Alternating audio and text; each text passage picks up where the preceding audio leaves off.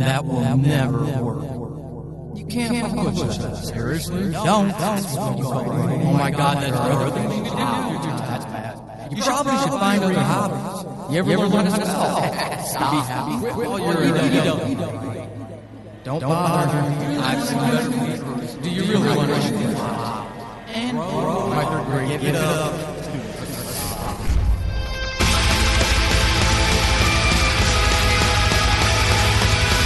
Welcome to Horrible Writing, the rawest, most candid, in-your-face writing show on the interwebs because none of us have time to suck.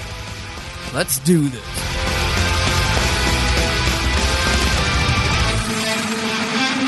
Welcome to episode 46 of Horrible Writing. I am your host, Paul Sading. And good news, folks, you don't have to listen to me for an entire episode again this time because I'm bringing another writer on, another topic, and I am so excited to, not only just talk to this person, but also to learn about why he works like he does, because I don't get it. So who I have with me this time around is Erik Saras of Marsfall podcast. It's a sci-fi audio drama. So again, for those of you who don't necessarily know that term, those are fictional podcasts. He is the writer, co-creator, I guess would be appropriate. Erik, correct me if I'm wrong, but welcome to Horrible Writing. Thank you, Paul. Thanks so much for having me on. I'm so excited to be on your show. I've been a longtime fan, and obviously it was a real pleasure to get to meet you at PodCon and, put a face behind the voice. And yeah, just, again, thanks so much for having me on here.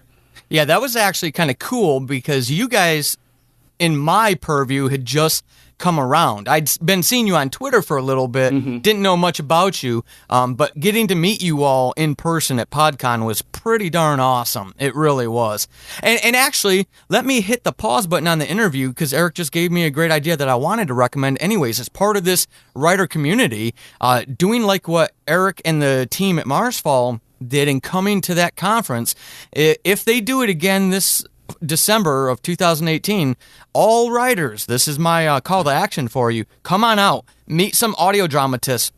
One of the things I will start blogging about very soon is adapting audio drama to novel form, and I think audio drama is a great gateway to that. Another topic totally, but apropos to my conversation with Erik, because it's a very writer-friendly con. Yes. And it meets at middle. Erik, I don't know if you agree with me or not on that, but I felt like it was. Oh, 100%. And honestly, I hadn't been to hardly any cons, never been to a writing con before, but I got to say, everybody at PodCon, I mean, sure, there's some shy people, but no one was mean, no one's malicious, everyone's just, friendly and personable. And yeah, for a first year con, wow, what a success. I really hope they do it again. And yes, all writers should be looking into this medium because it's really, really blowing up. And I can't wait to hear what you're going to say about turning audio drama into books, because I'm definitely interested in doing that with Marsfall. And I know you just released at least when we're recording this, you released your Subject Found novel. So right. And actually, by the time the world hears this, it'll be about a month old. So, hey, if you're listening, go pick up Chasing the Demon on Amazon. Thanks for that plug, Erik, on my own show. That's awesome.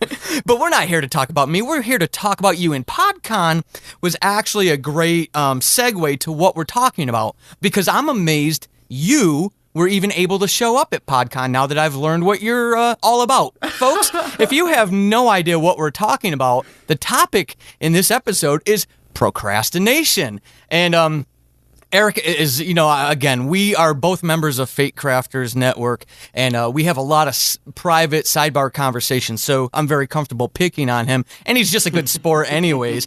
But before we started recording, I told Erik, I can't wait to talk to you, but in addition to that, I can't wait to pick your brain because I just don't get this. So, Erik, help me get this. What in the world is it with procrastinators? Why can't you all just go get it done?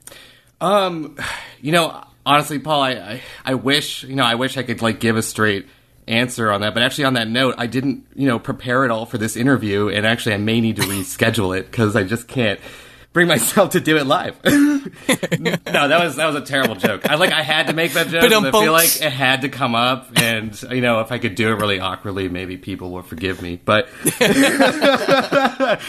no, so For me, in my relationship with procrastination, I think this goes way back to my schooling roots, like elementary school, junior high, and high school especially, where I did a lot of extracurricular activities. I was in the drama club, I played in the jazz band, the marching band, I sang in the choir. A lot of that stuff would occur outside of school, after schools. On the weekends, I would do youth orchestra.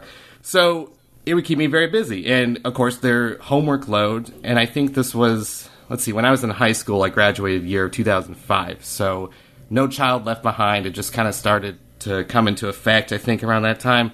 And I missed that kind of wave of huge homework dumping that I later observed as a teacher of public schools for a couple years. And I think because my time was spread over these extracurricular activities, I never had the time to properly study. I would do my homework, but usually I'd just rush it through as fast as I could. I'd accept a C or a B and just let's move on. For that, because my interests were very artistic, and that was stuff that I would dive into. But I really think it put this mentality in me of putting things off. Oh, the deadline's tomorrow, now you have to do it. And in a way, it would give me a weird surge of energy and a weird focus, let's just call it that. And not healthy at all. And that's something I'm interested in, exploring this topic with you, because I think it's going to be cathartic for me, because I'm not a huge fan of this approach to my work, and it's something that I'm really working hard to make new habits of doing things in advance, of getting ahead of deadlines. But yeah, frankly, with that being said, I think Marsfall involved less procrastination, because it was more like learning everything on the fly. And I think luckily, because I had procrastinated, I was able to figure stuff out so quickly the night before something was due. So when a problem would occur to us on the fly, I had the skills to not freak out and just buckle down and do it. But I'm worried I'm shaving years off the end of my life. So I want to know what I can do to get around this. And I'm happy to talk about it, because I'm assuming I'm not suffering alone. I know many artists I've talked to that struggle with the same issues of procrastination. Oh yeah, no, I don't imagine you. And it's good to hear you mention the word focus, because that's one of the things that is my mental block with understanding procrastinators and honestly not getting frustrated with them. If I was teaming with someone who is a procrastinator, it wouldn't be probably a healthy, mix, because of my personality being very proactive, and then just my flashpoint. I got a low flashpoint threshold. I know that about myself. I know that I set that expectation, and then if we're waiting, it really causes a lot of pressure for me, which blocks my creativity. So you just mentioned focus. This weird, I don't remember exactly how you said it, but this weird headspace, where you're able to focus. How can you? Because if I've got deadlines, I go into I don't want to, and I do not want to trivialize this with anybody who suffers from anxiety. But I feel anxiety. It's not debilitating, but it sure is a mental and definitely a creative drain on me. I can't see the forest through the trees when I'm at a deadline. So how is it that you're able to focus at that point? Because I don't get that. Yeah, well, I got to echo what you're saying about the anxiety. I still feel a lot of anxiety when I have deadlines, too. And, it's the opposite for me. I never see the trees through the forest. I'm a very big picture guy. And my brain in this, and I guess in this, when I say about that weird focus, and I like what you said, weird headspace, that I get all these ideas kind of swirling around, and it takes a long time for the soup to kind of simmer in my head. And then when there's an actual deadline in place, that I think will kind of kick me into, okay, this is real now. So you have to present something to, even if it's just a friend reading a draft. That makes it real to be a self-imposed deadline or to be a commissioned deadline. And I still find, though, that I'm finding myself sitting in these pools of anxiety, dreading a deadline, especially if it's a commissioned work of something that I'm interested in doing. I said yes to the project, but it doesn't have that burst out of my chest feeling that I do with my own stories. Not to say I don't procrastinate those, but I guess the point is, how do I find that focus? I guess it comes down to dude, you got one night, you got to do this, or everyone's screwed the next day. So you got to figure this out. And I think because my brain has been through that simmering process of a week, of a month, of a year, maybe even, that somehow that focus allows like the faucet to turn on, it all pours out, and then I can at least get, a very good rough first draft done of something writing, whether that's music or a script. So that makes sense. I don't really know how it works. And again, it's not fun to sit in that anxiety, whether you're a procrastinator or not. And I feel that starting is the hardest part for me. And once I start something, I'm in the zone, I do it, that focus is there. And then when it's done, I feel great. I accomplished something. But I feel like I'd feel even better if I could pace it out at a more healthy pace. So we're still early in the interview, so I want to almost kind of kick a hornet's nest so we could, to kind of frame, to kind of frame and tease the whole conversation for listeners.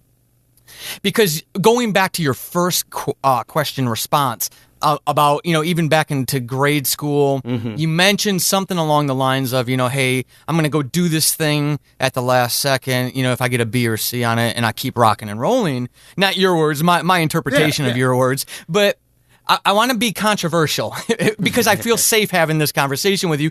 So if we disagree, we could actually talk through it. In your opinion, so it's only your opinion, right? So nobody can get mad at Erik. It's just his opinion. But in your opinion, do procrastinators accept lower standards in their work then? Ooh, yeah. I think like anyone, no matter you're a procrastinator or not, standards vary individually, but I know for me personally, I do not accept low standards. And most procrastinators I know tend to lean to the lower standard of, like I was saying, the B or the C, let's get it done. When it comes to something I'm passionate about, though, I don't accept anything less than an A++.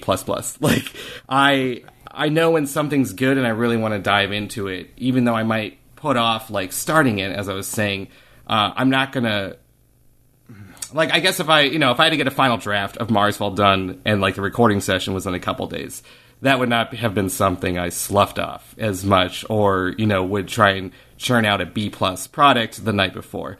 This is more for, like, kind of the other things in life that would get in the way. And for me, that was more academics that I wasn't interested in much as performing lots of music things. I mean, for people that don't know me, my background is primarily music. I studied trombone performance in undergrad and grad school, and also music composition. So my writing started with writing music a decade and a half ago, and only started studying screenwriting about 3 or 4 years ago. So the arts have always called to me, but specifically like in those school days, it was all about the music, and I would, and I'd study that. I never procrastinate preparing a recital, that's for sure. Something like a big public performance. But when it was, turned into a music history paper, I'd be hard-pressed to have written that not the morning of. Oh, my God. I cannot imagine. I don't know how it works, Paul. Help me understand. You're here to help me understand. So walk me through it then. Cognitively, behaviorally, as... whether it's and you can frame your response however you want, obviously, whether it's a passion project or something that's got to get done. Yeah. But what are the mental and the behavioral barriers, those interfering forces? Can you, like, literally, I'm not asking you to give us a 400 long list. I will. I can. Specifically. Okay, good, because I think that helps ground me, and for those of you who are writers, who are looking at doing collaborative stuff, and you do find yourself working with someone who may put things off. And that's why I'm asking you, Erik, is I'm hoping that we can have this conversation to help those folks identify, if nothing else, through your own experience, what those cognitive and behavioral, tangible things are that interfere with this first step, that's taking that first walk. Yeah. I think... I can give you a list, and I think all of it would come under the umbrella of the very first thing, fear. And, okay. I don't know if you're familiar with the concept of the book, The War of Art, by Stephen Pressfield, but he talks a lot about in it resistance, this resistance that every artist feels, where you're looking at a blank page and, oh, I've got a great idea. No, that's stupid. like that voice that comes in, our inner critic, our inner vampire, whatever you want to call it, something that's sucking our creative juices dry. And I think it's super easy to get down on yourself, and I think it comes from a source of fear, because any artist, I believe everyone makes art. Everyone likes to create, whether it's cooking a dish, whether it's just drawing a picture in sidewalk chalk with your kids. People love to create. An artist that wants to, be taken seriously as an amateur or go that extra leap to a professional that personally views it more as a hobby. You want to present it. You want to get feedback, whether it's from a handful of people that are your friends and family, or if you want to, pass 1 million views on YouTube. You want people to see your art. And there's a great fear of rejection.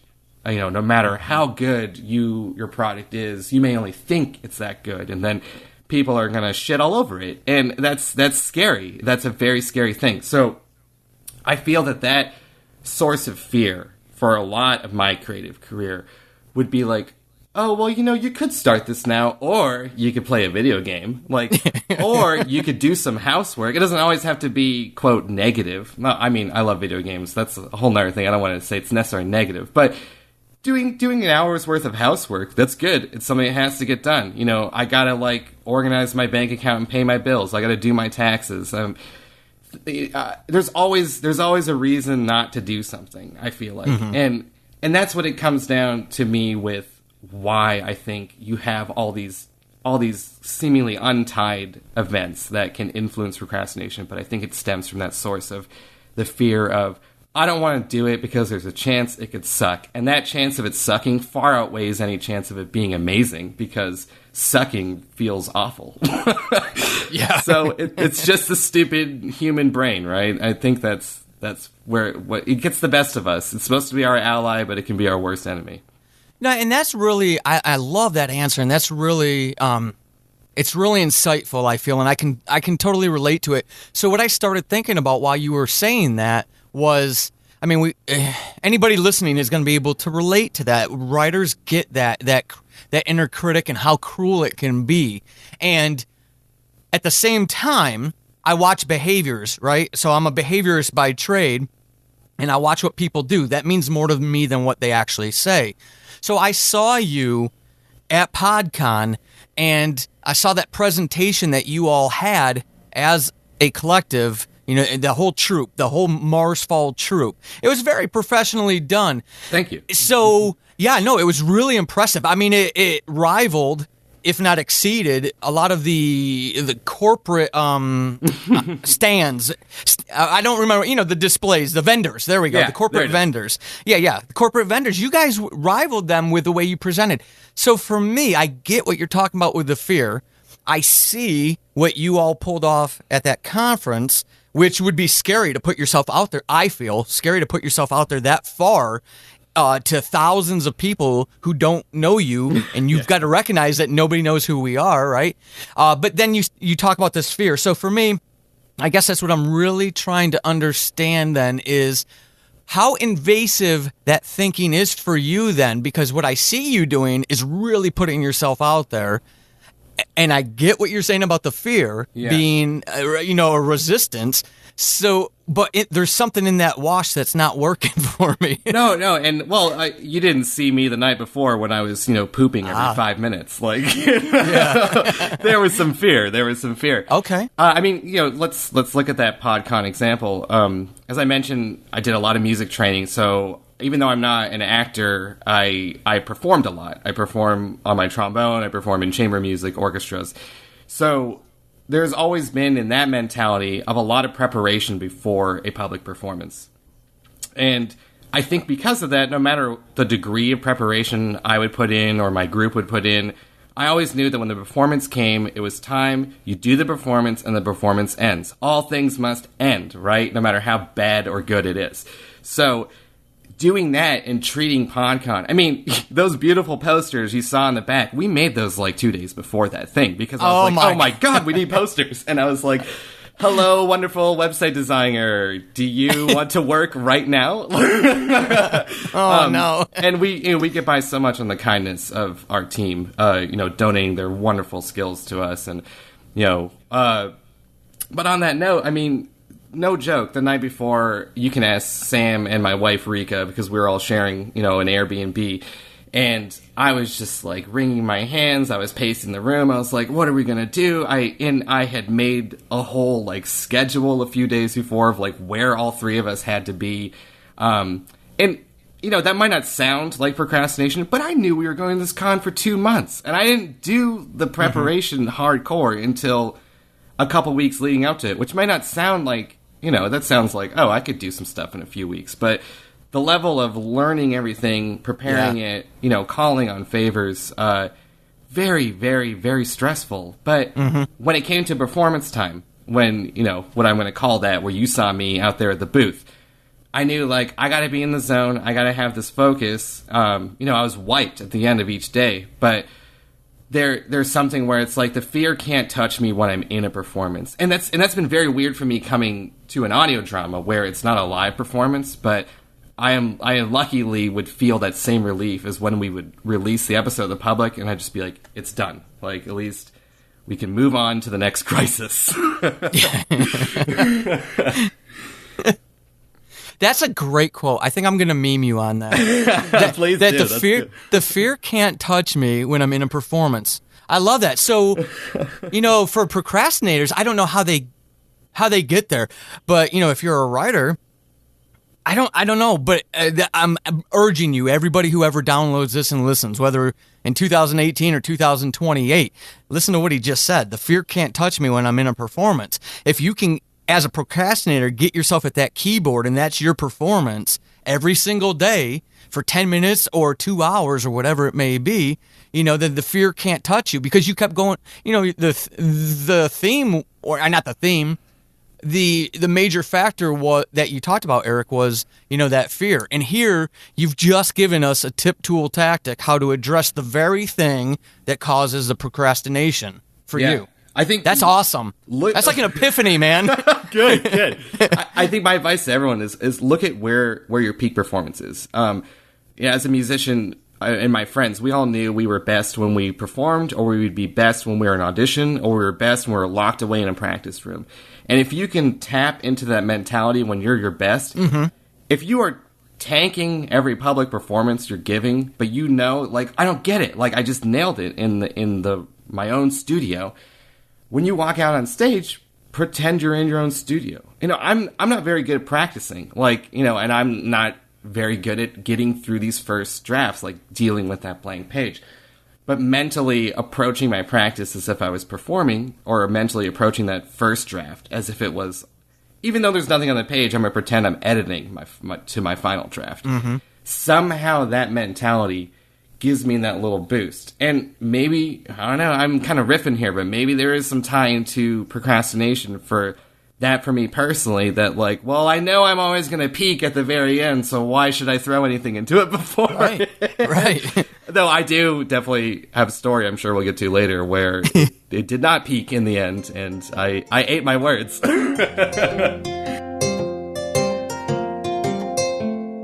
I want to take a second out of this episode to ask you if you knew that you could pick up Chasing the Demon. That's right, regardless of when you actually listen to this episode, my new thriller book is out on Amazon. It's called Chasing the Demon.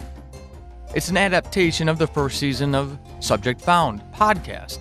Join Jared Strong as he pursues a childhood demon across the Pacific Northwest, a failing marriage, a group of people who don't want him to be doing the work he's doing, and a creature that doesn't want to be found.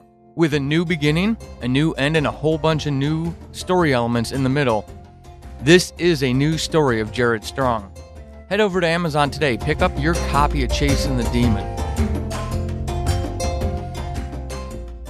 So that product that you produce at that last minute, whether it's a piece of commissioned work or whether it's something for Marsfall,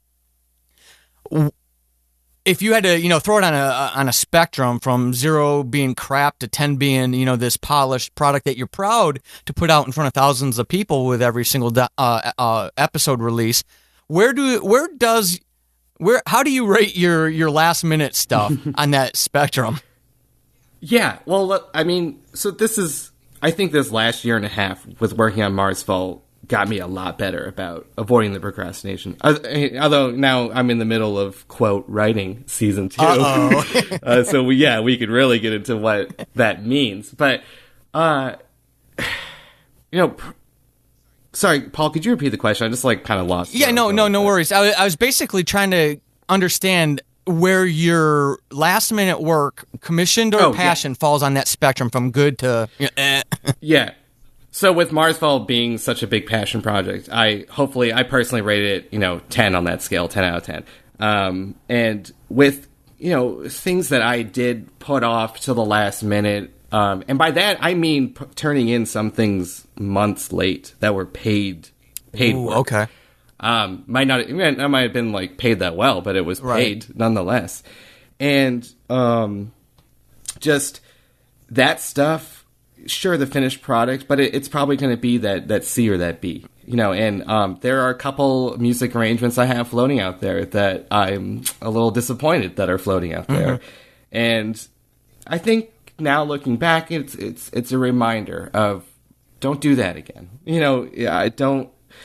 Don't let yourself down. Because I always get really down about letting other people down. But when I've done it a few times, they've moved on. They were either a client I never spoke to again or a friend that forgave me. But I think it's so hard for me to forgive myself. And that when I put out an inferior product that I know is inferior because I waited too long to make it the best it could be, and there's no chance it re-edits, then that's a real bummer for me. No, yeah, I totally get that, and I can hear it in your voice too. It definitely comes across. So for me, then, I guess it's so hard for me because if I try to put myself in that situation, right, I can forgive someone if they were to deliver something that I know for them is substandard and they did it at the last second kind of thing.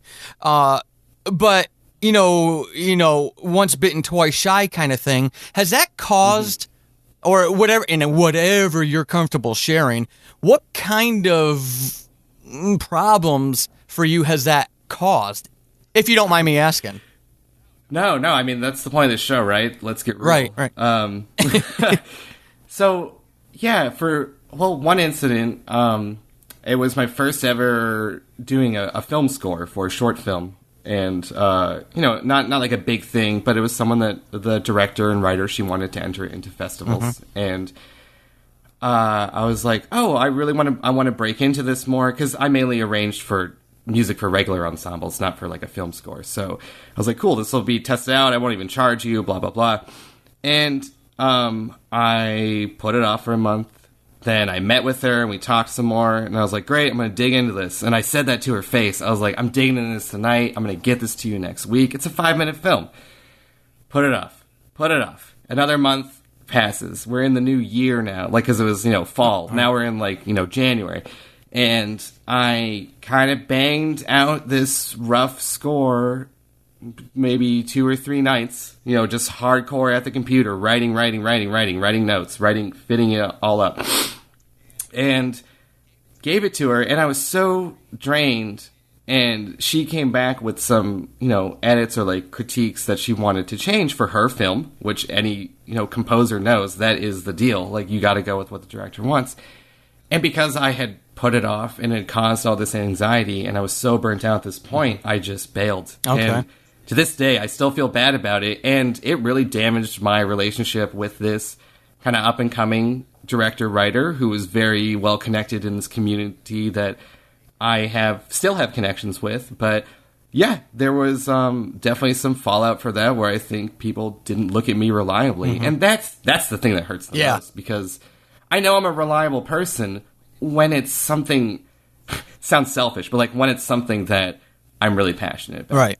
And I think personality-wise or vision-wise, I wasn't the right fit for the composer that this person was looking for. But regardless, I agreed to do something. I blew it off too long, and there were some real repercussions from that, and that is definitely one of the lessons that I learned. Well, and I really appreciate that. Again, folks, this from episode 1 of this show, I always told you that it was empowerment through candor. So what I feel Erik just shared with us isn't to drudge up dirty laundry and make himself feel guilty. He's unselfishly giving of himself to help you, whoever you, if you're identifying with what he's saying, to see maybe the potential consequences that you're not seeing yet.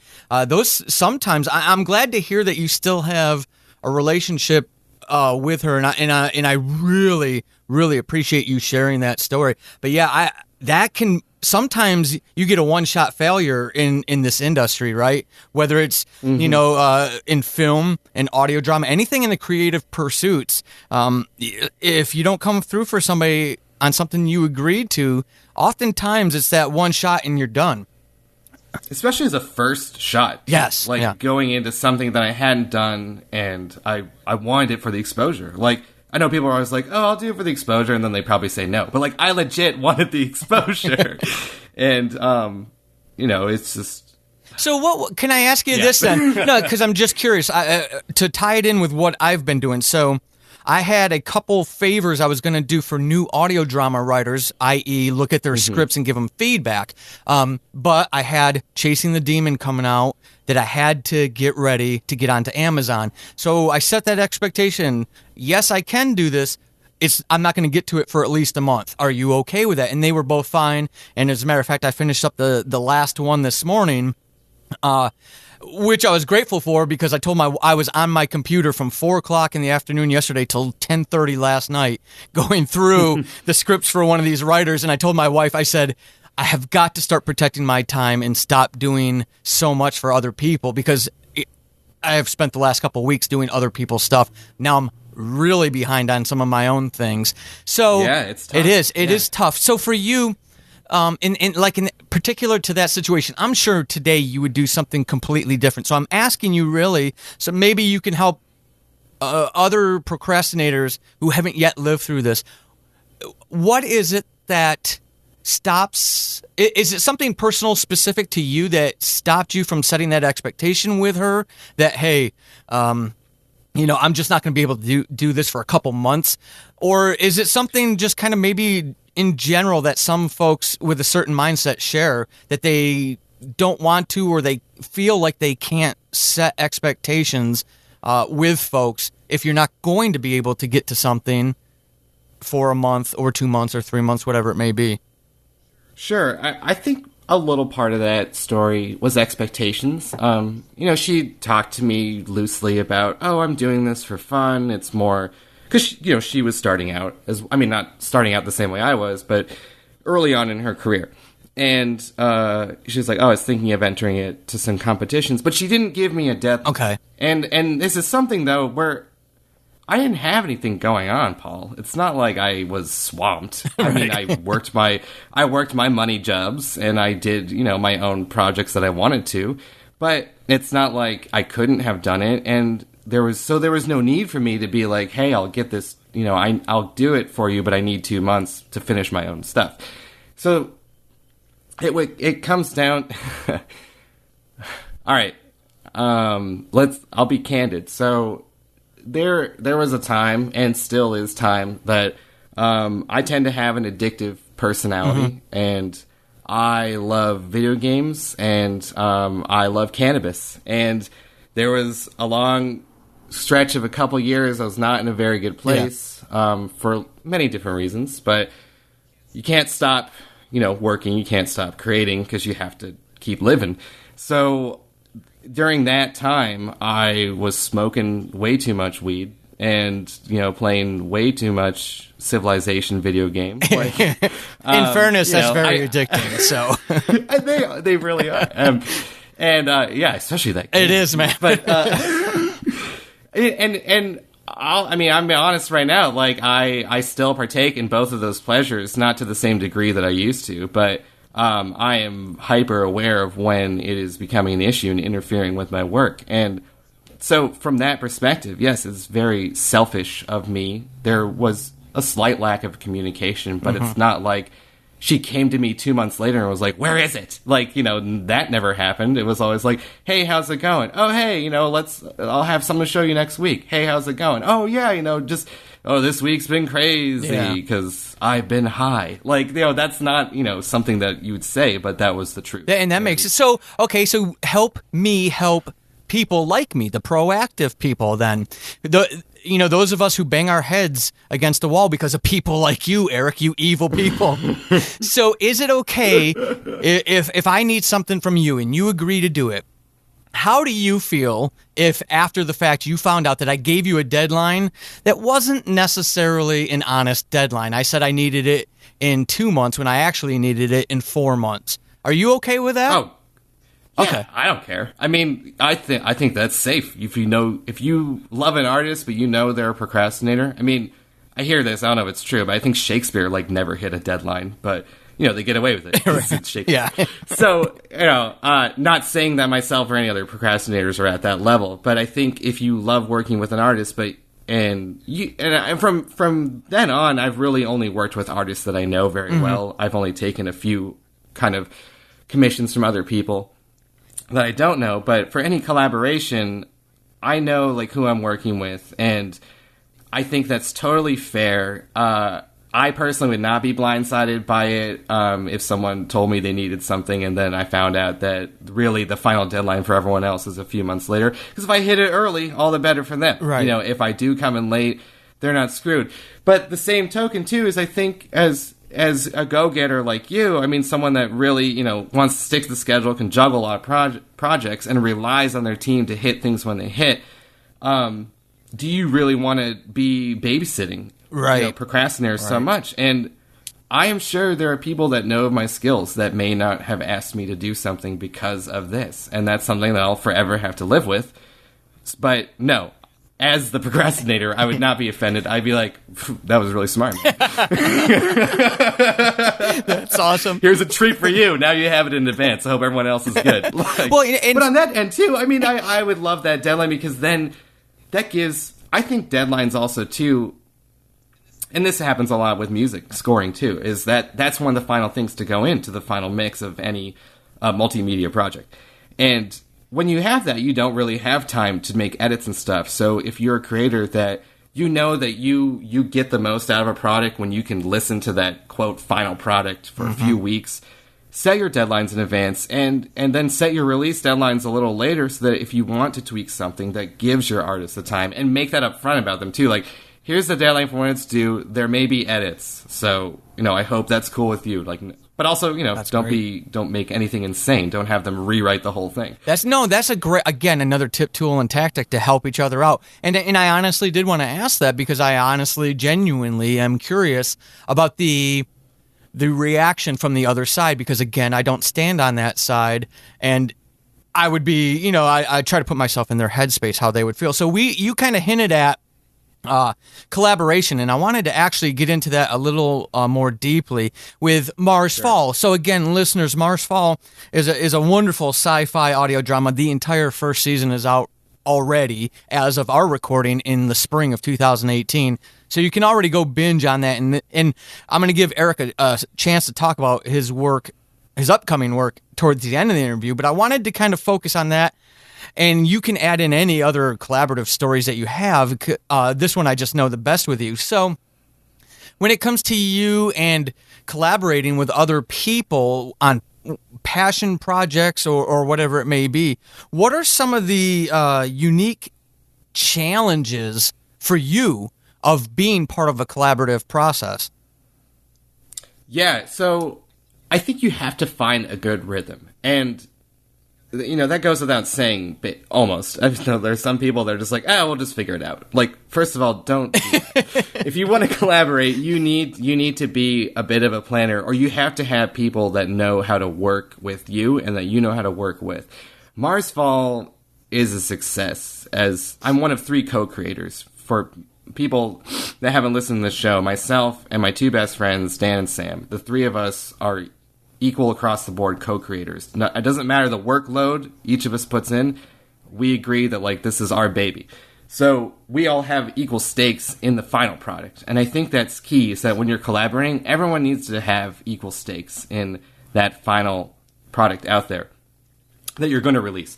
And on top of that, Dan and Sam and I have, so Dan and I have been best friends since junior high school. We met then. And then I met Sam in New York City on an orchestra tour to China. We actually met in China. And I introduced him to Dan, and the three of us just started hanging out because we were good friends. And from there, about 2 or 3 years of growing pains as a tri-friend relationship, we learned how our personalities, work with each other. We learn more about each other's work ethics. I'm not going to speak on behalf of Dan or Sam and their relationship, procrastination or preparation, but the three of us are different degrees, throughout this. So none of us are alike, but we're not so drastically different that there's ever any friction. And I think you're constantly looking to make compromises in collaboration that always serve the art. Like, check your ego at the door. Someone needs to do something that no one wants to do. Someone needs to do it. Someone's good at doing something. Let them do it and don't get on their back. Make a suggestion when you're getting closer to the final stages. You want to tweak something. But I think, again, going back to the fear, right? So much creativity is stifled in the early stages. Yeah. And even if there was something that Dan or Sam said they wanted to do in Marsfall, then immediately my brain was like, Jesus, no, we're not going to do that. I'm not going to say that in an early stage. If it's something that is really throwing me off, or maybe it's something that I know about the story that I haven't conveyed to them, or vice versa. And so let's make it a talking point. But if it's something that, 2 of the 3 of us are excited about and the other one's like, I'm not so sure, we'll see it through. We'll keep assessing. And that's my advice for collaboration, is that you're constantly assessing, you're always serving the art, and you're communicating with people that you know and that you trust. And from there, the 3 of us could build a bigger team of people that we know and that we trust.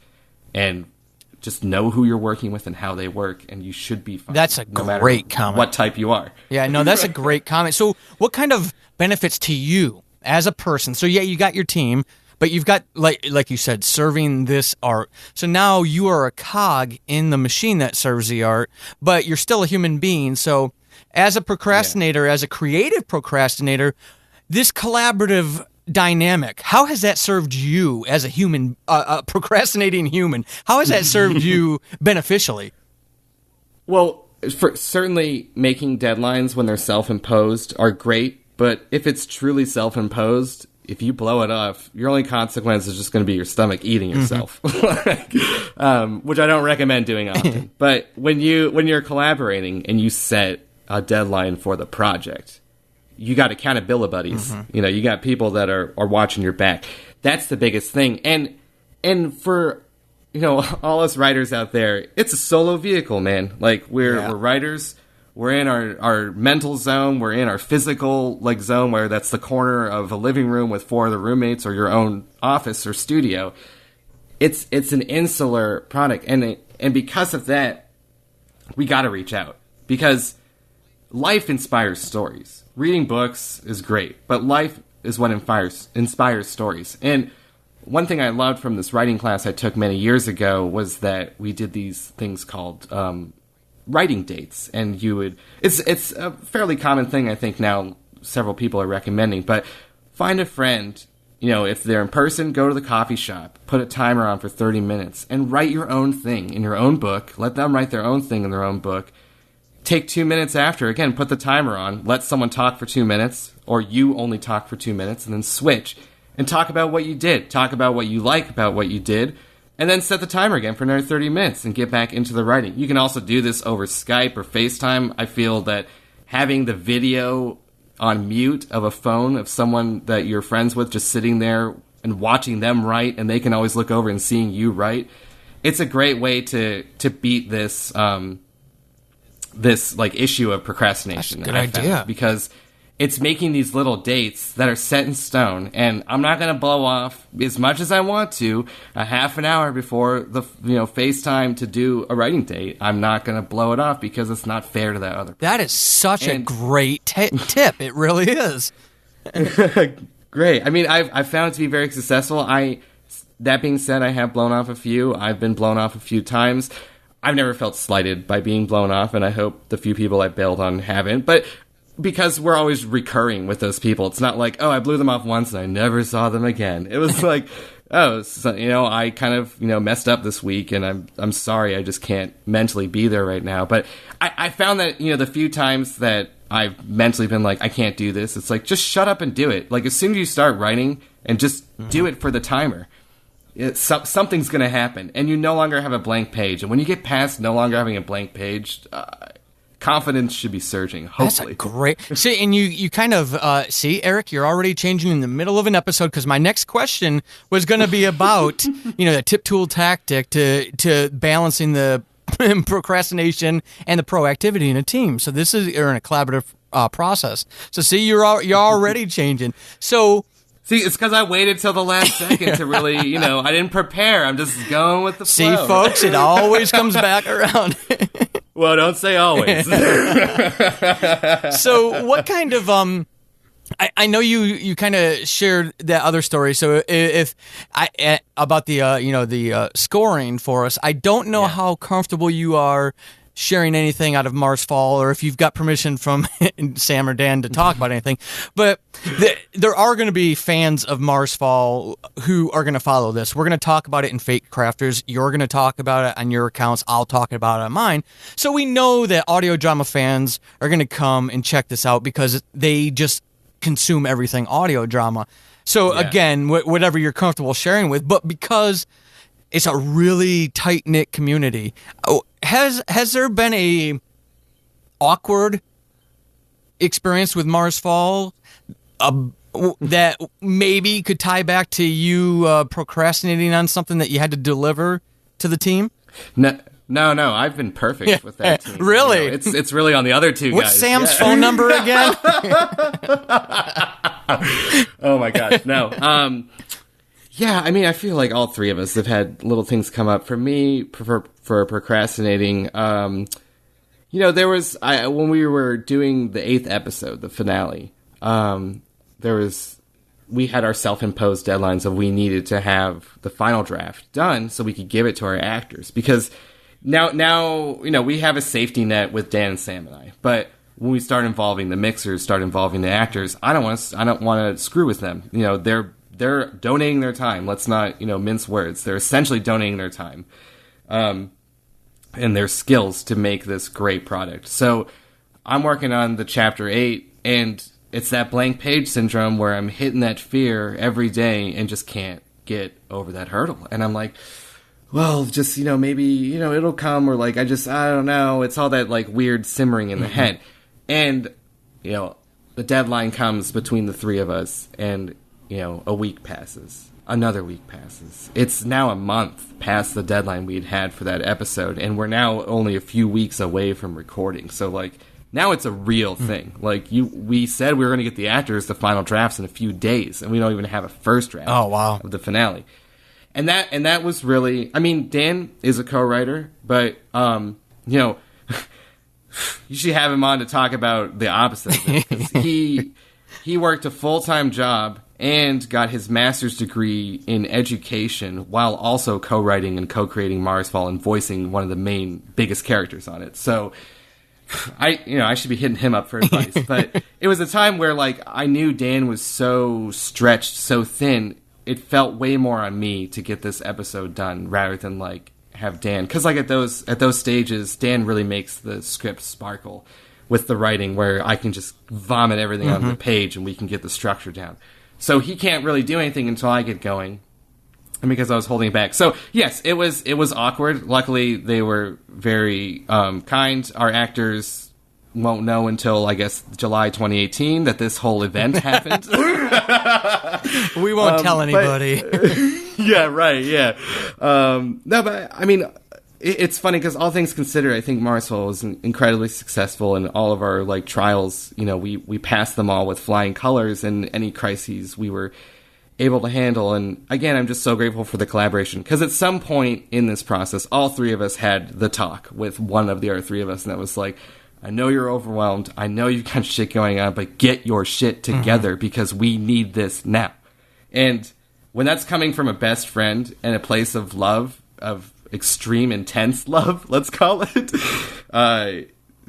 That made me sit down that one Sunday. I woke up that morning and I wrote the entire finale episode from scratch that morning. Wow. And then I was like, all right, let's edit. Wow. So, yeah, there's that weird thing, Paul. There's that stress, that anxiety I felt for a month, eating at me, being guilty, texting them, being like, I'm so sorry. No, it's okay. No, I'm sorry. And then, God, 1 8-hour session on a Sunday, and all my problems were gone. Why can't I do this more consistently? Right, and I think that's the beautiful mystery of trying to understand this, is capturing almost, and not to be, I don't mean this to be flippant, but capturing the lightning in the bottle that you had that morning, and ingesting it months ago or a month earlier than you did, but finding, so for anybody listening to this who's like nodding every time Erik answers something, I don't know the magic pill. I don't go through this myself, which is why I'm so glad he was willing to come on and talk about this, because something happened to you that morning that made you do that. It's my rhetorical question, probably, because I don't know how to answer it, and you're not coming from this mindset, but maybe our listeners can even chime in. What could that lightning in the bottle moment have happened if I wasn't simmering for a month? Like, maybe this is just my process, and maybe that's just like how it has to be, because I'm thrilled with the product of that final episode. I think we, not to toot my own horn, but I think we stuck the season finale for our first season, and just, talking about it now and looking back, like, God, yeah, I wrote that whole thing in like half a day and was freaking out. Yeah. Right?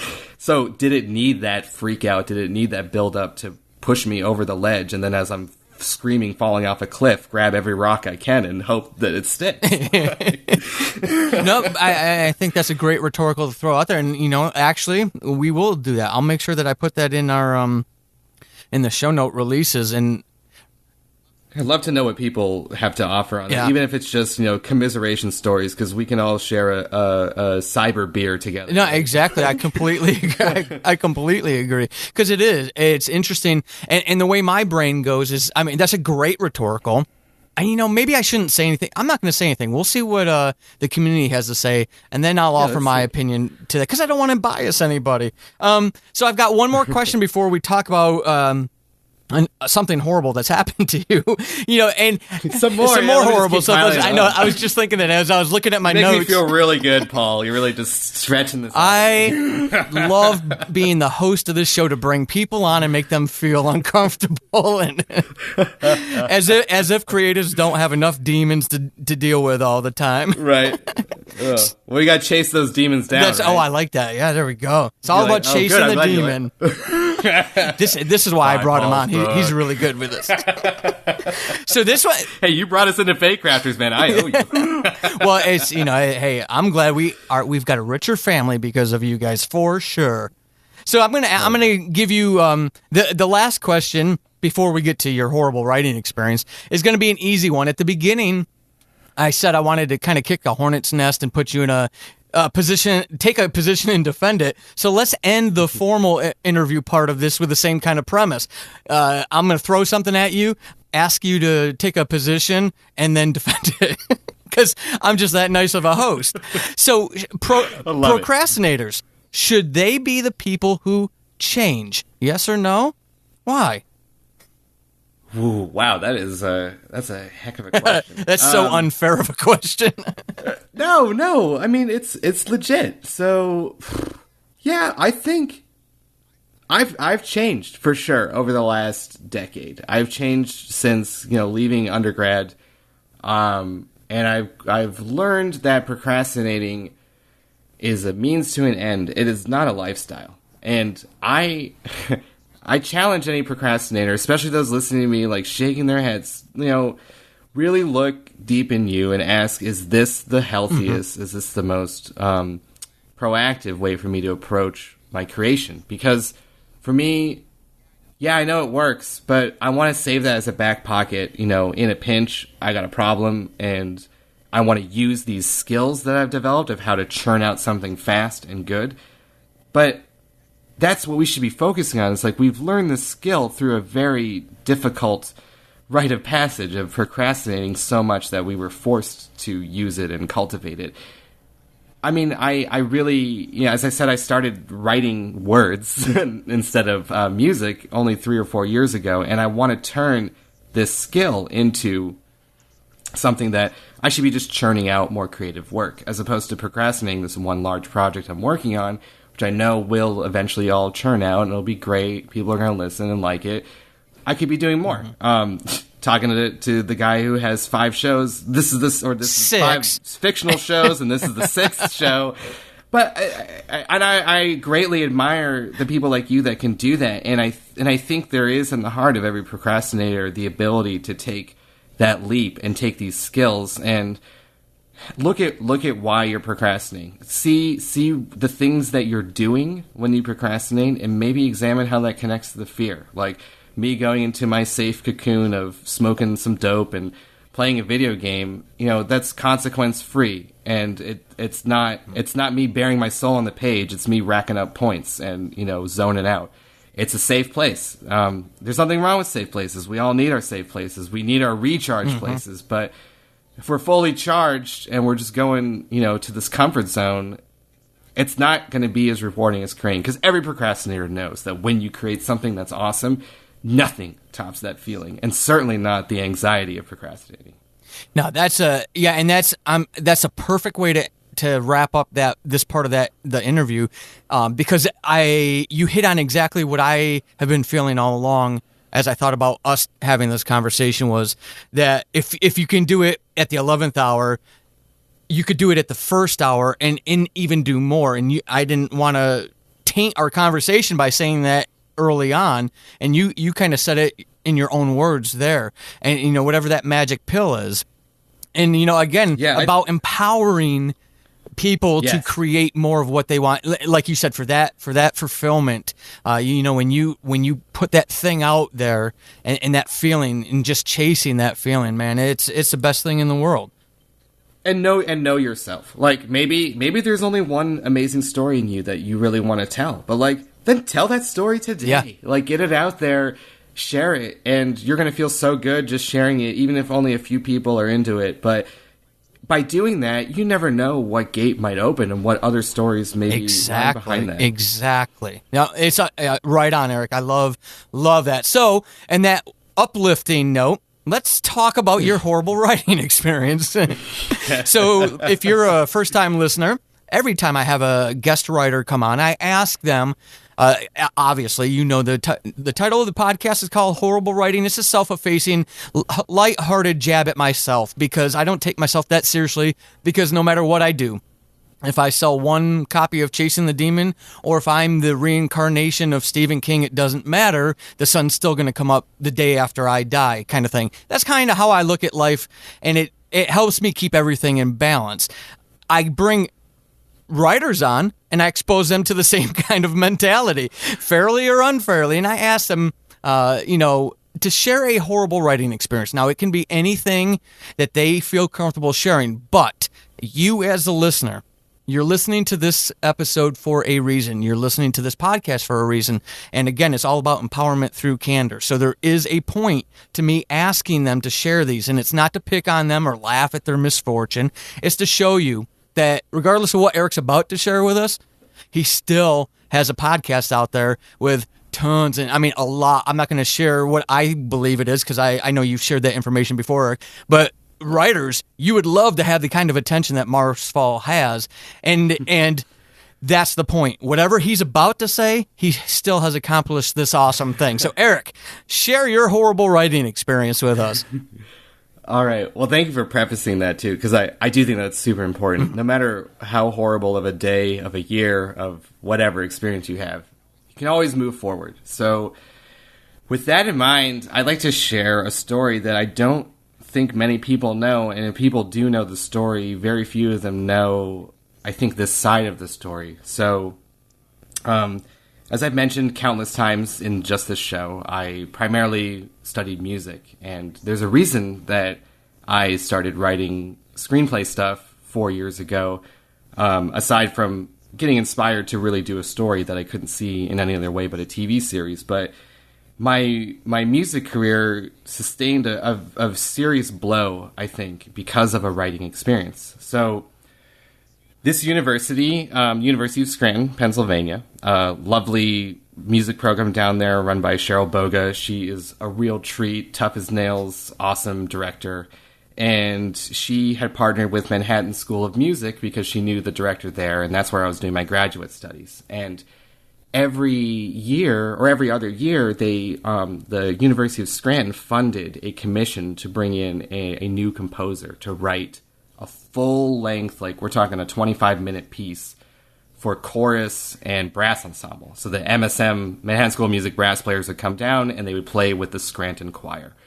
And they also had a separate competition for just writing a choir piece by itself, or rather commission, sorry, not competition, and also for writing a band piece alone that Scranton would premiere. And that year they selected me to be the composer for all three of them. And to say this is huge, you know, beyond all that, it was especially huge for me because I hadn't really composed. I'm mainly a music arranger. I take a piano score and I blow it up into whatever instruments they need. And that's like my real specialty. So composing was still very new to me, but I knew brass instruments very well. I grew up in band culture. I know how to sing. So it's like, sure, I'll take a shot at it. And this is a year's notice. So it's not like, hey, we need this piece in a month. I had a year.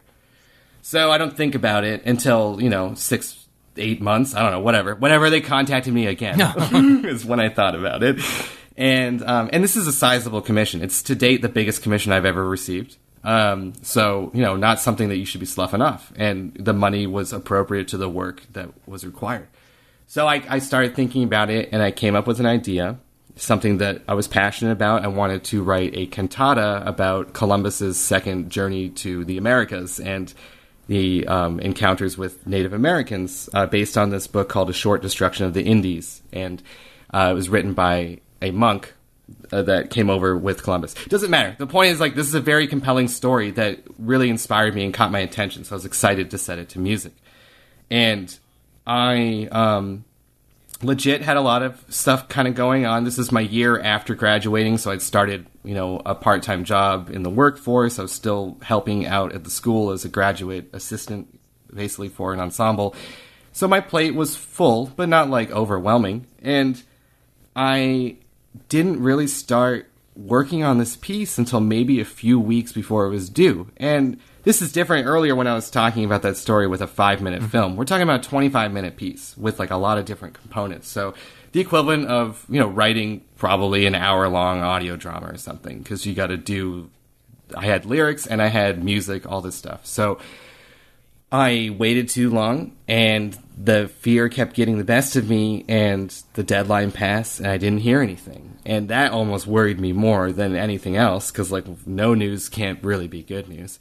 Then finally, my director at Manhattan School, who runs the brass ensemble, a few weeks past the deadline, he was like, yeah, I got a call from Scranton. They're out for your blood.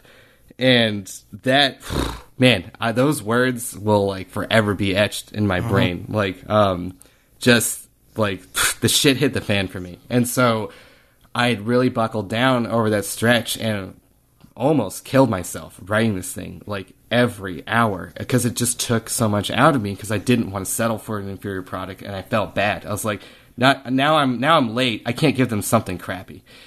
And I went down there, so I got to them a month late. And this is, this is a school that isn't full of conservatory professional musicians. These are mainly music education or other majors. So they're not singers and instrumentalists, for as amazing as they are. They're not people that are trained to just pick up a part. It's not like I'm giving it to the New York Phil. Right. They can't just sit down and play it.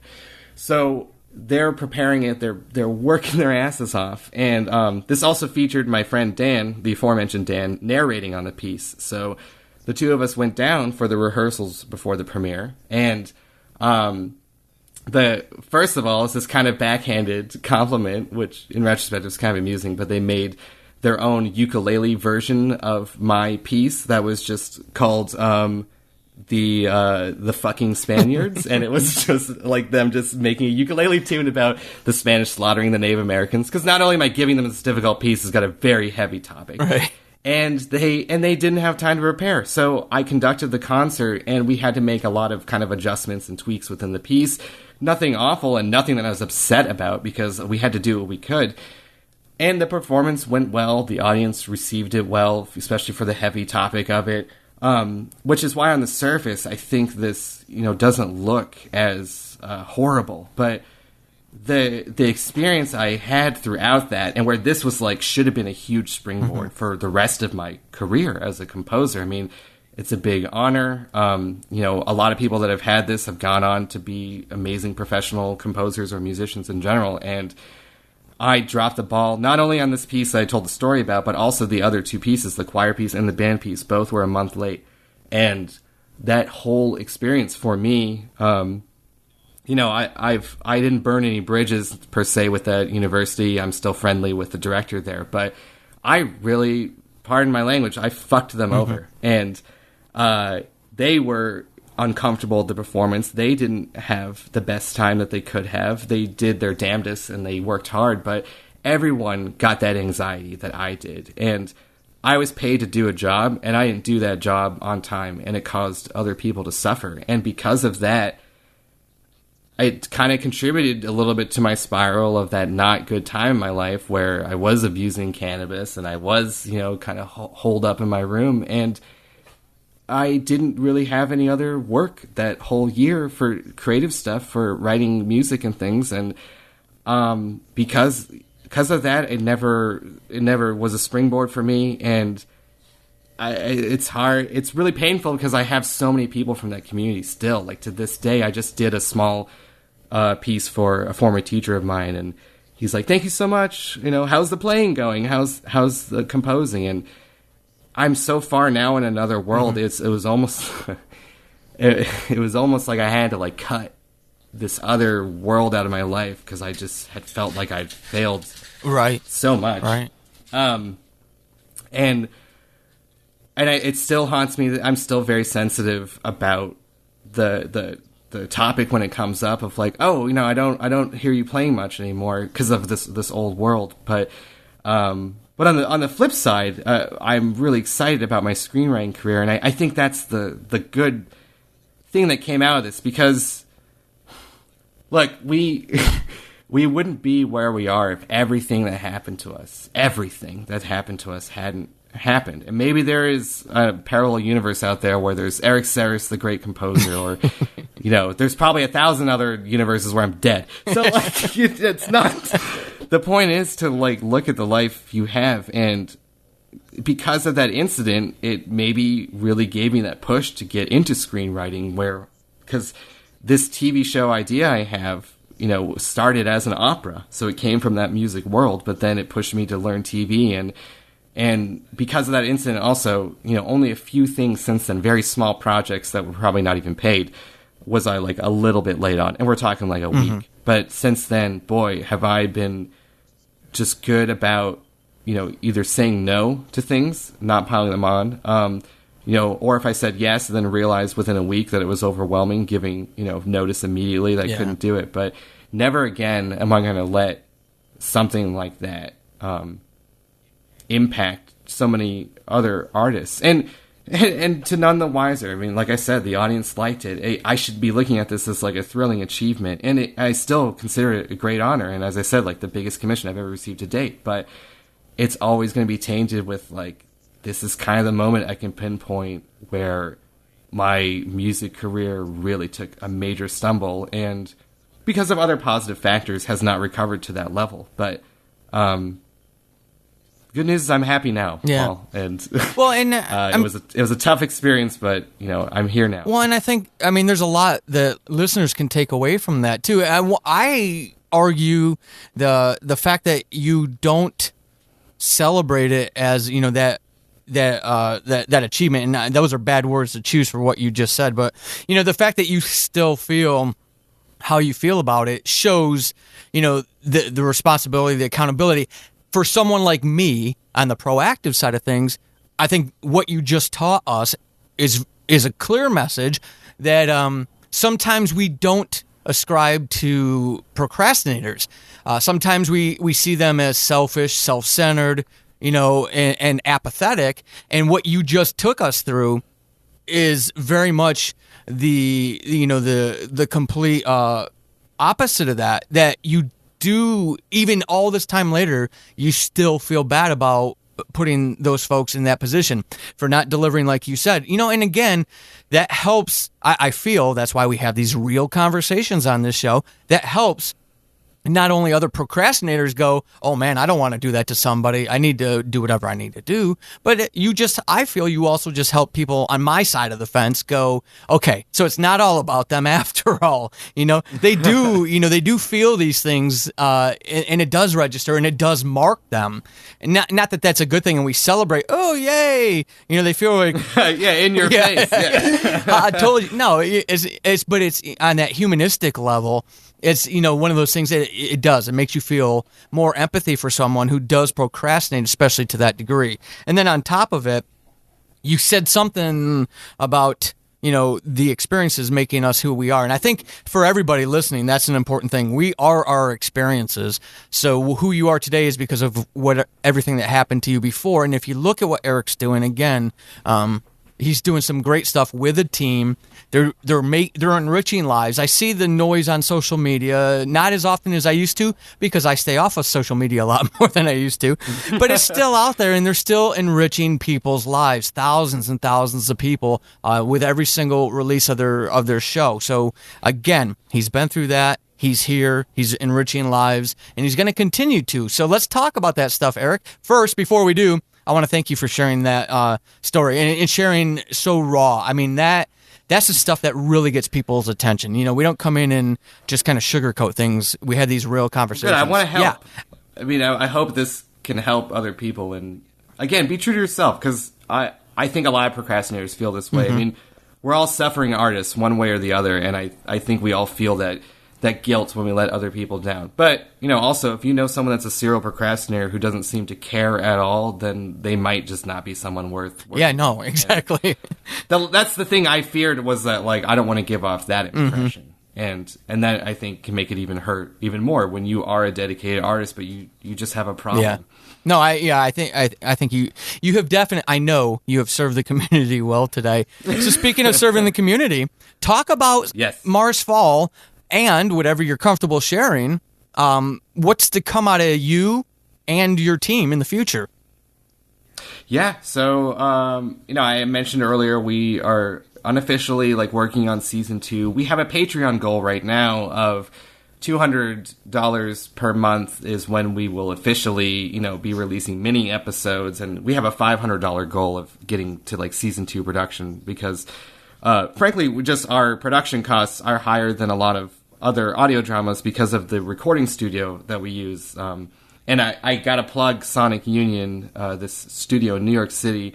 The engineers and the staff are phenomenal. They, it's their job. They mix, those commercials that you see for Verizon, for Comcast, for, Snuggles, for everything out there. I mean, they've got their hands in that, and they also work on so many great independent films and are branching out into podcasts. Now they're really getting into it, having us be one of their first clients in that realm. And we know that there are, we are very grateful for people that donate their skills, but we know there are some things that you have to pay for to get that quality. And in a way, they're still donating their time. We're just kind of giving a little, you got to pay the hard costs, right? So all that being said, we really want to hit these goals, of course, but we are diving into Season 2 already because we're anticipating that people like it and people want to grow. No, but for us, we have the whole second season outlined. We're super stoked about where it's going to go with all these new POV episodes. There will be a few characters that you'll get the POV from for the first time. Because for people that haven't listened, every episode we switch the character's perspective, so you're getting it from them. And on that note, too, we are also working on a television series that will cover the events on Earth that are happening while our intrepid colonists are on Mars. So it'll almost be a companion show to Marsfall. So we have a rough draft of the pilot done for that, and I'm plugging away on editing that when not working on Season 2. And this is all, I mentioned this before, I think, in an interview, so I feel comfortable saying it here without getting too into detail, but Marsfall is the first story of 6 multi-season projects that will span different mediums, and we're really, really hopeful and excited that we can tell all of these stories, because 30 years from now, when you go back and listen to Marsfall again, you're going to be like, holy shit. Because we've already dropped some major Easter eggs for, like, project number 5. Oh, really? Yeah, and it's stuff that, like, you're not going to know. So, just to be frank, but that's what gets me going. Like I said, I see the forest. I don't see the trees. Hell, I barely see the forest. I only see the satellite view. So, I'm always thinking big picture. And, personally, I am premiering a piece that I wrote for band. So my composition is still happening. I did write an original work, and it will be premiered with my former elementary school band. So I'm going out there in June to... If anyone's in Plainville, Massachusetts, and wants to come to the 3rd to 5th graders concert and hear my 3-minute piece, you're more than welcome to pop in. I know Sam is also doing a lot of music stuff in Michigan. Dan gets some acting things out in LA and is going to enter the teaching force officially very soon. We try to tweet a lot from our Marsfall account about these events, but in general, big announcements we'll also put on our website, marsfallpodcast.com. That is, I'm really excited, and I know when we met at PodCon, it was, honestly, I don't even know if we had interacted via tweets, maybe just a quick, hey, thanks, or whatever. I think a quick, nothing, a little but thing. Right away it was evident. Your passion came across, but the 30-year plan came across because I'm a forest guy too, and audio drama for me was always going to be a way to get into novels because that's where my true passion is. I love the technicality of audio drama, but it frustrates me. I'm the kind of guy who can't sit there and do model car gluing and all that stuff because it's the tedium. Now, in the tedium of words, I love it. I just geek about it. But when it comes to looking at Adobe Audition and finding the right sound effect, and it's too frustrating for me. So that's where that was always going to go. So when you talked about the 30-year plan, I was like, oh yeah, my people, I get it. I get this guy. But I had no idea that your 30-year plan was so far-reaching. That is really, really neat. So we kind of glance by it, and it may be because of our intimate knowledge of each other, but for people who have no idea who you are and what Marsfall is, can you kind of give them an idea of what they can expect from it?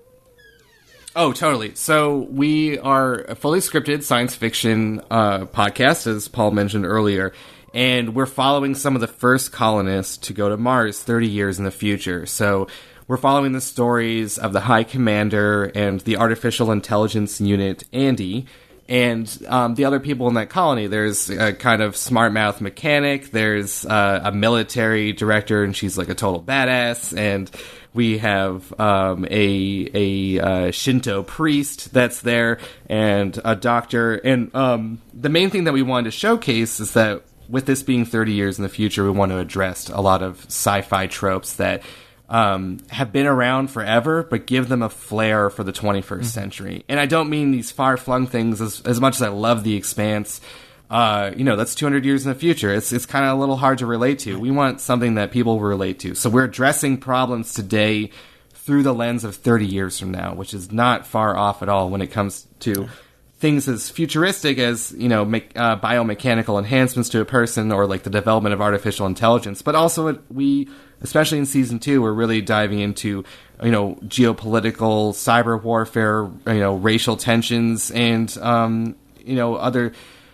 other things to that degree, such as even the issue of, mass shootings that have been happening in the United States. We have a vehicle of art that we want to help enrich the current world. And even though we're telling an entertaining story, we're not going to hit you over the head with a lesson, but we want to try and help people get a broader perspective. Well, and I think that's the beauty of it too. You know, is you guys do that without the preachiness. Nobody wants to be preached at in art.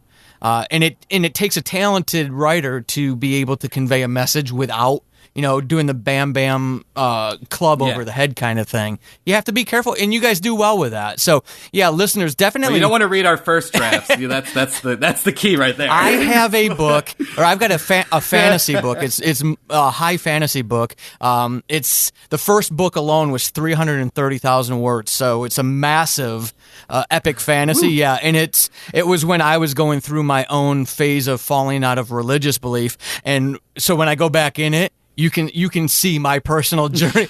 Boy, did I do some preaching. There will be no way that book will ever see the light of day, because the editing out of that preachiness would be ridiculous. That is a task. That is a task, I bet. Oh yeah, I've got too many stories I want to tell, and I've learned how to not preach at people, so yeah. We need to have an episode of Horrible Writing where you get all of your, previous guests on at the same time, and you tell us stories. That needs to be the flip side. I know, that's a good idea. We might have to have like a end of season reunion kind of thing or something. That's actually good. The whole author series interview. Those of you who've listened know this. If you're a first time listener, it started because of someone in the audio drama community. Raul Vega of Rose Drive Podcast texted me as a fan of the show, and he said, "Hey, you need to talk about ego, because this is something I struggle with." And I told him, "You need to talk about ego. Come on, and I'll interview you." It's funny, Eric, to hear you say this 30 episodes later about giving me another idea. So again, folks, in episode 37, maybe, it's been a while now, I talked about community and surrounding yourself with healthy community to overcome some of the struggles, some of the demons that we have as writers. And, this is an example of it live in this recording happening as you speak. It can be rewarding. Yep. So, Eric, before we get out of here, you've shared so much and really candid, raw, intimate stories. And I really appreciate it, because I do believe when we do these things, when we become real, we help other people, and I do believe you've done that today. So you're going to have one. Well, it's helped me. Sorry, I didn't mean to interrupt. I was just saying it helped me too, and I thank you for creating a safe space where I could tell that story. I've been mulling that story for the last couple of weeks, or pretty much since I pitched you. A couple of months ago. But I'm really glad I shared it. I'm glad maybe I can move on one more step. Yeah, forward. And you did, and I wasn't giving you a platitude. I do genuinely believe that you helped other people like me, because it was like a light switch as you were telling the story. The people who don't know this, haven't heard me say this. A lot of times I'll record with video, so Eric can see me, and he was in the middle of sharing this intimate story. It's a very personal, raw story, and I'm over here jotting notes down so I don't forget to express my gratitude to him, because it did. It was a learning moment for me to remember that because it's so easy to ascribe an emotional state of someone else. Oh, he doesn't care, and it's not real. Oh, yeah. So you did. You taught me something today already, so I know there's others. Thank you for that. But before you get away, people are going to want to be able to contact you. So how can they find you all? Yes. So you can find me on Twitter at Erik Saras. That's ErikSaras. And I also have a website, eriksarasmusic.com. Though it's fairly old, I'm going to revamp it. So there may also be an eriksaras.com by the time this comes out. And you can learn all about Marsfall at marsfallpodcast.com. And you can follow Marsfall on any social media platform, pretty much, at marsfallpod. So that's Twitter, Facebook, Tumblr, Instagram. We've got presences to varying degrees on all of those social platforms. We have an awesome social media management team that us three creators and a couple other people are a part of. And that's the best way to really hear about us. And our website also allows you to sign up for our newsletter, so you can subscribe. We send out maybe once a month at best, just to give you an update of what's going on. So my mind is like all Marsfall, Paul, so I don't have much to add on what else I'm doing. That's okay, because how to find me. They go out there, they'll fall in love with that, and then they'll fall in love with the other stuff you've got going on. So it's totally. Yeah. Well, I want to thank you one more time, Eric. This was an absolutely wonderful and rewarding interview, and I'm so glad we finally got to do it, because we've been talking about this for 6 months now, and we finally did it. It's awesome. We got it now. I'm so glad. I feel really good. Thank you, Paul. And thank you. This has been Horrible Writing, and hopefully after this episode, you suck less than you did at the beginning. I am Paul Sading, your host extraordinaire. You can find me over on the Twitterverse at Writing Horrible and over at paulsading.com/horrible-writing. Until next time, suck less.